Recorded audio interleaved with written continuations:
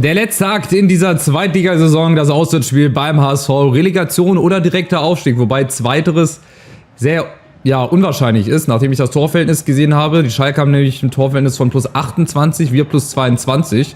Habt ihr ja wahrscheinlich gesehen im letzten Part. Wir müssen also 6 Tore aufholen und hoffen, dass Schalke zu Hause gegen Elversberg nicht gewinnt. Das ist noch unwahrscheinlicher. Aber gut, man weiß nie in dieser zweiten Liga. Aber ich habe trotzdem alles auf eine Karte gesetzt. Ich habe volle Lutsche nach vorne.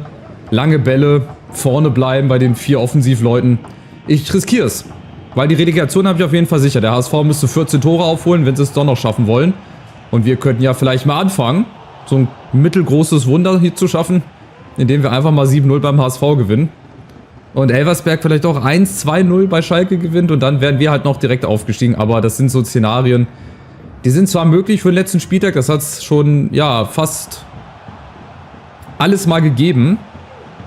Also ich erinnere mich zum Beispiel, als die Bremer gegen Köln zu Hause 7-1 oder so gewonnen haben, wo die Kölner dann und die Bremer abgestiegen sind.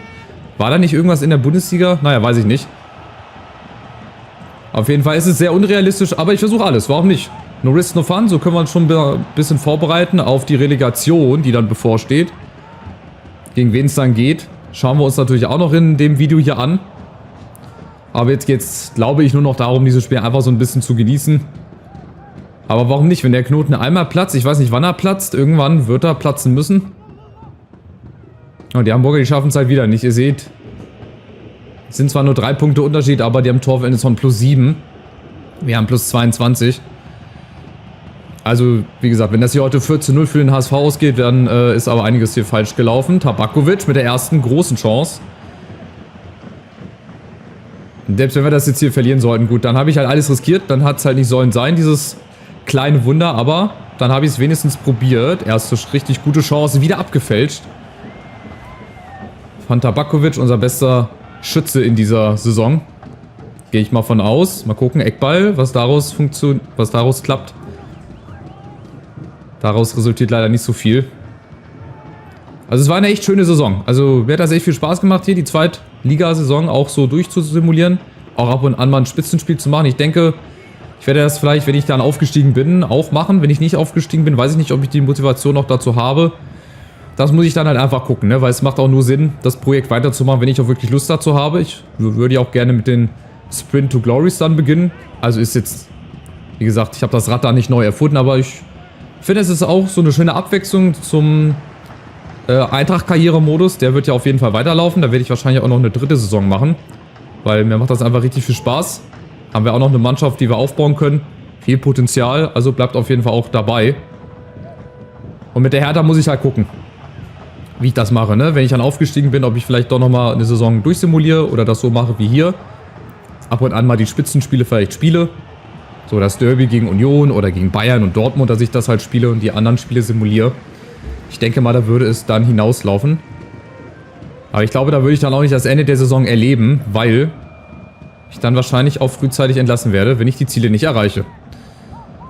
Aber gut, apropos Ziel erreichen, das Minimalziel haben wir ja schon erreicht, Relegation. Und ich denke mal, darüber hinaus wird es auch nicht weitergehen. Mal gucken, Sforza. Jetzt führt Elversberg wahrscheinlich 3-0, die kommen uns so entgegen und wir schaffen es hier nicht, 2, 3 Tore zu schießen. Das wäre auch so ein Ding. Aber gut. Bislang hat sich auch die Formation oder die Anweisung nicht so als gut herausgestellt. Ich habe eigentlich gedacht, komm, volle Lutsche nach vorne. Vorne bleiben, Regler nach vorne, Pressing. Aber gut, bislang hat der HSV auch noch nichts nach vorne gebracht. Oh ja, Suhonen. Allein gegen alle. Achtung, jetzt knallt's! Jetzt knallt's! Und jetzt ist die Führung für den HSV da. Also ich glaube, Thema Direktabschied können wir uns in dem Moment abschminken. Das wird nichts mehr. Das wird nichts mehr. So ein kleiner Funken Resthoffnung hier. Guck mal, Suhonen macht den Messi. Dann geht er durch 3 Mann durch und dann mit der ersten Chance. War das, glaube ich, Ferrei? Ja, Ferrei. Ins lange Eck, da kannst du nichts machen. Wahrscheinlich sein erstes Tor, oder ich würde mal schätzen, der hat nicht mehr als 5 Saisontore. Pass auf. Der hat mehr Vorlagen, glaube ich, gemacht. Der hat nicht mehr als 5 Saisontore, würde ich jetzt einfach mal schätzen. Ja, erstes Tor, Ferrei, natürlich. Hat er sich für das letzte Spiel gegen uns aufgehoben. Auf jeden Fall machst du das, Junge, du bist ein ganz großer. 21 Spiele hat er auch nur gemacht. Dafür hat er wahrscheinlich 13 Vorlagen oder so auf dem Konto. So, Tabakovic will er. Ja, er will, aber er hat keinen in der Mitte. Er hat leider keinen in der Mitte, aber Buchalakis ist da. Uedraogo. Elfmeter mal so ein bisschen schinden. Ist nicht. Reze, Barco. So, Uedraogo winkt. Wer kriegt den Ball? Ja, vielleicht Tabakovic. Komm, der ist groß gewachsen. Ja. Schade, schade. Aber weiter geht's. Reze. Die brauchen halt so lange, um den Ball hier anzunehmen. Und Buchalakis hat den Platz. Ja gut, da müssen wir halt auch nachbessern. Also wenn wir wirklich aufsteigen sollten, ihr merkt, wir müssen uns überall quasi verbessern. Das Problem ist nur, dass die jetzt gut werden, die mit hohem Potenzial, die Talente, die sind halt nicht zu bezahlen. Weil wir werden auch nicht die großen Summen, glaube ich, zur Verfügung haben als Aufsteiger.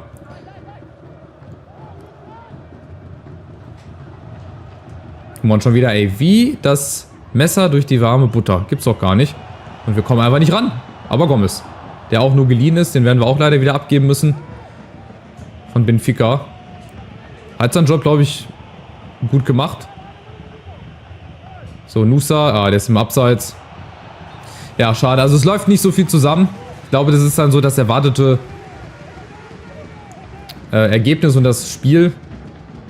Viel riskiert am Anfang, leider wenig gewonnen. Jetzt gucken wir mal, jetzt liegt Schalke bestimmt 2-3-0 hinten. Bei unserem Glück. Aber ich denke mal, die machen das zu Hause gegen Elversberg. Die sind 13. Der Abstiegskampf, der ist wirklich sehr, sehr spannend. Ach, wir kriegen es gar nicht angezeigt. Spielen die etwa nicht zeitgleich? Das gibt's ja wohl nicht. Die spielen doch hoffentlich wohl alle zeitgleich. Ich glaube, Platz 12 bis Platz 16. Die waren nur 3 Punkte auseinander.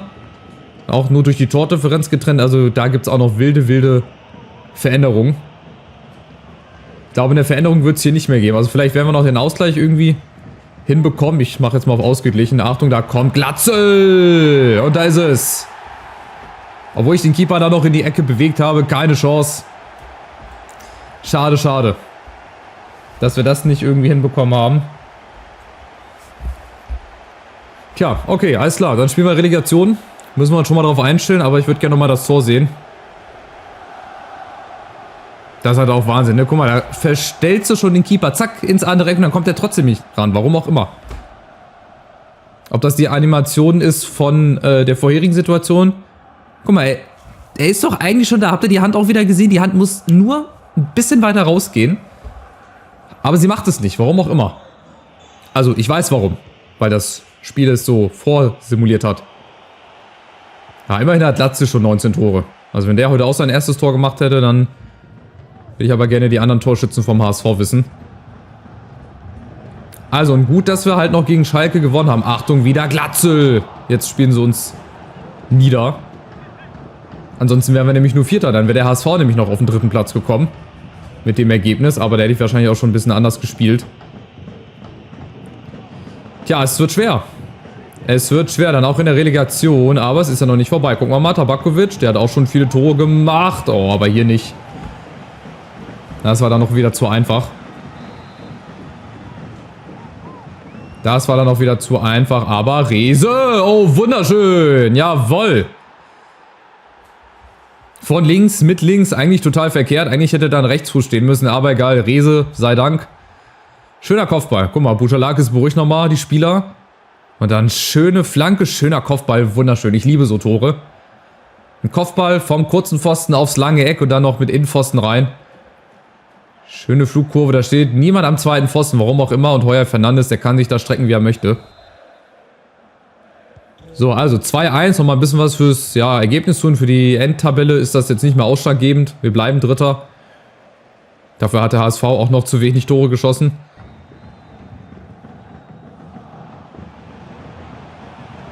Aber sie waren auf einem guten Weg. Sie hätten nur noch 12 gebraucht.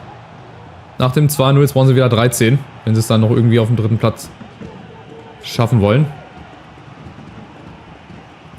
So, und vielleicht gibt das jetzt uns nochmal so einen kleinen Aufschwung, dass wir jetzt zumindest nicht mit der Niederlage uns verabschieden.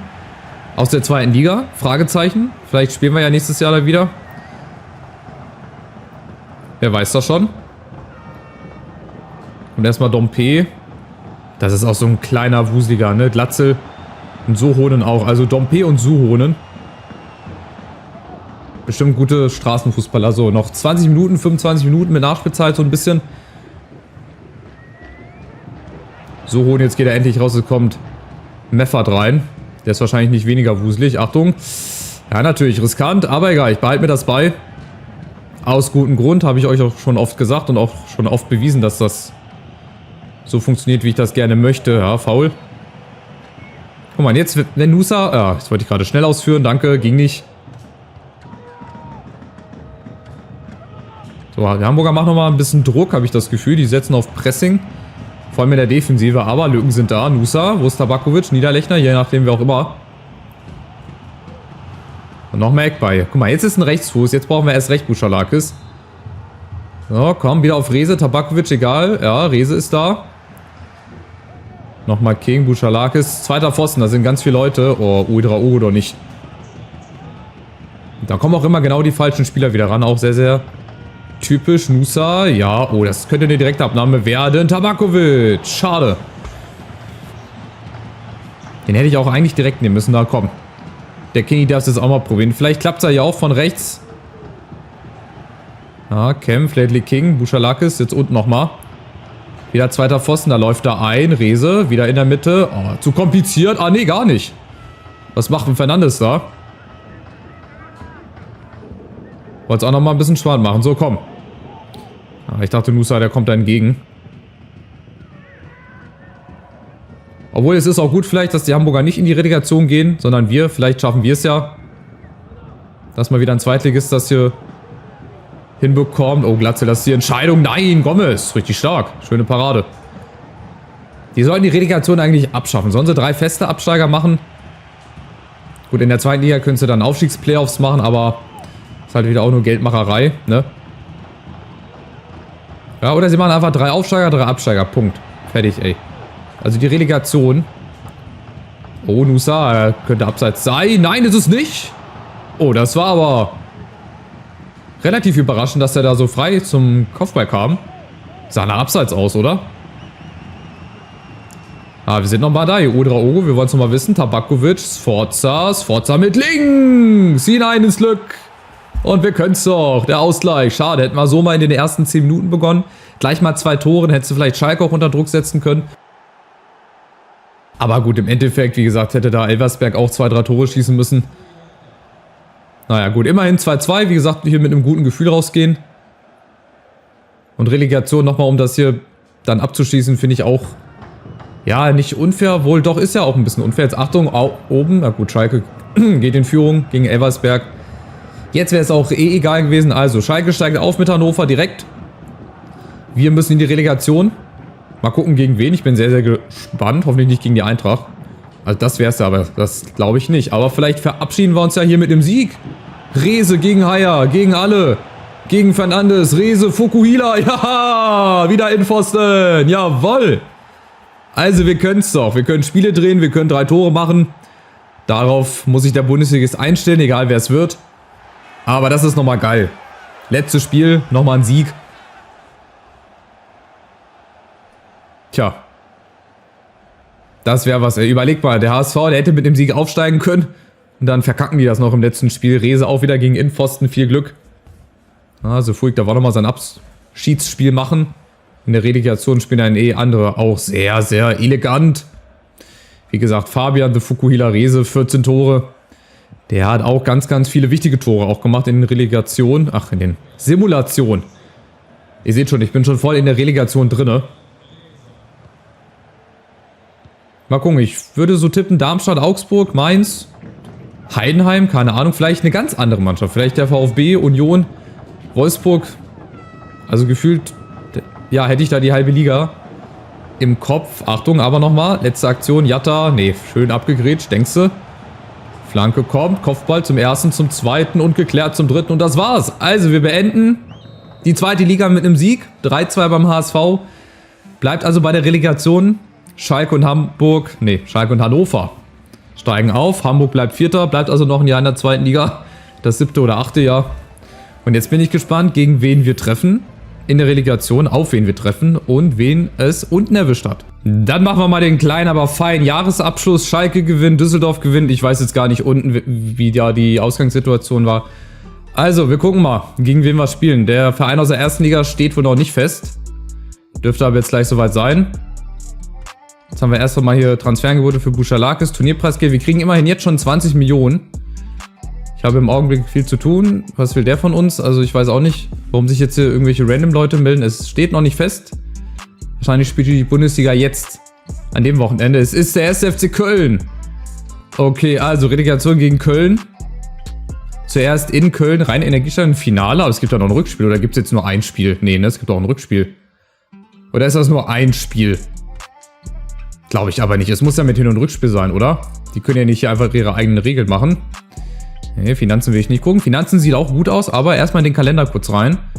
Hinspiel, Rückspiel, okay. Also, warum das hier als Pokal gelistet wird, weiß ich nicht. Also, der 1. FC Köln ist es geworden. Schönes Spiel. Auch eigentlich eins für die Bundesliga. Brechen? Nein. Jetzt gucken wir mal hier in die Endtabelle. Also, Hannover und Schalke steigen auf. Ganz knapp. Wir hätten es auch locker schaffen müssen eigentlich, aber wir haben es dann halt verkackt. Dann Hamburg, St. Pauli, Karlsruhe führt. Es war sehr, sehr eng, sehr, sehr spannend wirklich. Zeitweise. Dann Paderborn, Rostock, auch souverän 9. Überrascht mich auch ein bisschen. Kiel, Lautern, Magdeburg, Elversberg hält die Klasse. Düsseldorf 14. Nürnberg 15. Osnabrück spielt Relegation. Braunschweig und Wiesbaden steigen ab. Aber ihr seht, wie eng die Mannschaften da zusammen waren. Das ist echt sehr, sehr krass. Jetzt gucken wir mal in die anderen Ligen rein. Ja, können wir machen, oder? Gucken wir mal Champions League. Da ist das Finale Bayern gegen Real. Euroleague hat United gegen Liverpool gewonnen. Auch sehr, sehr weird. Und hier ist das Finale Slavia Prag gegen Aston Villa. Da hat leider Frankfurt im Halbfinale verloren. Schade. Aber immerhin Halbfinale. Warum nicht? So, jetzt ist wichtig, Bundesliga. Auch da mal vorbei zu gucken. So ganz schnell, ne? Also ich mache jetzt ja auch nicht alle Ligen. Waldhof Mannheim spielt gegen Osnabrück Relegation. Bielefeld und Dresden steigen auf. Okay. Interessant. Mal kurz die Premier League gucken. Oh, United, ey. Warum sind die so stark? Das ist ja krass. So, also Bundesliga, wo haben wir hier? Bundesliga ist Bayern. Ja gut.